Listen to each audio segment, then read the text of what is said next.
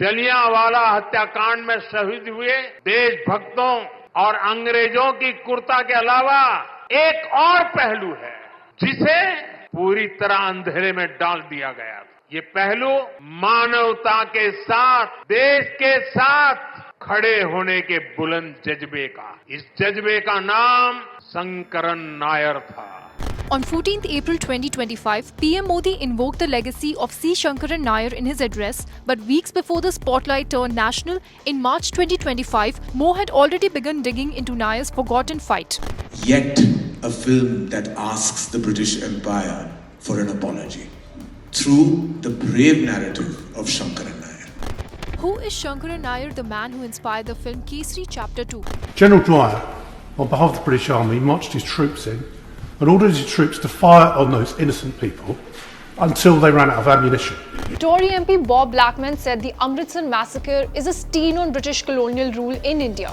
More than a century later, the call for accountability remained. In 1919, the Jallianwala Bagh massacre shocked the world. Hundreds of Indians were gunned down by General Dyer, but while outrage spread, few had the courage to directly challenge British rule. One man did, Sir C. Shankaran Nair. A brilliant lawyer and nationalist, Nair was no ordinary critic of the British. He was the first Indian to become the president of the Indian National Congress and later a member of the Viceroy's Executive Council, one of the highest positions an Indian could hold in the colonial government. But when Jallianwala Bagh happened, he resigned in protest, making him the only senior Indian official to do so. And he didn't stop there. Nair wrote Gandhi and Anarchy, a book that exposed British brutality, directly blaming British officials for the atrocities.